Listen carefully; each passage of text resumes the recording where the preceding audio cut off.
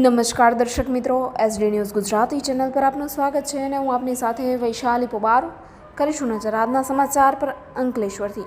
ONGC દિવસ 14/8/2024 Ankleshwar asset 14 August 2024ના રોજ 69માં ONGC દિવસ ખૂબ જ ઉત્સાહ સાથે ઉજવવામાં આવ્યો, જે ભારતના ઉર્જા ક્ષેત્રમાં લગભગ 7 દાયકાના અપ્રતિમ યોગદાનને પ્રતિબિંબિત કરે છે।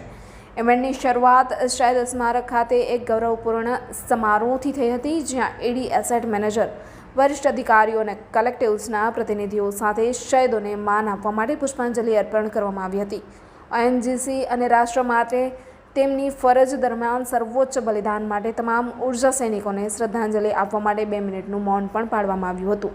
આના પગલે એડી એસેટ મેનેજર દિવસની ઉજવણીની શરૂઆત તરીકે ઓફિસ પરિસરના લોનમાં ઓએનજીસી ધ્વજ ફરકાવ્યો હતો। ઓએનજીસી પ્રતિજ્ઞા 3 ભાષાઓમાં સંચાલિત કરવામાં આવી હતી: હિન્દી, અંગ્રેજી અને ગુજરાતીમાં।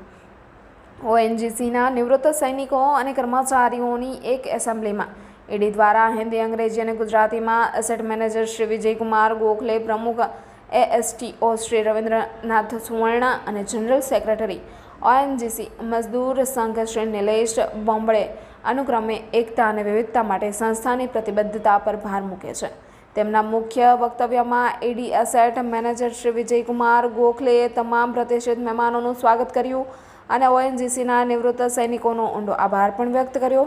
સ્વીકાર્યું કે સંસ્થાની સિદ્ધિઓ ભૂતપૂર્વ અને વર્તમાન ઓએનજીસી આયન્સ બંનેની અતૂટ હિંમત અને સમર્પણ અને દૂરદર્શિતા પર આધારિત છે। ઓએનજીસીની ભાવના અને શ્રેષ્ઠતા અને સેવા પ્રત્યેના તેના અતૂટ સમર્પણને પ્રતિબિંબિત કરતા તમામ ઉપસ્થિતોમાં ગૌરવ અને પ્રેરણાની નવી ભાવના સાથે ઉજવણીનું સમાપન થયું હતું।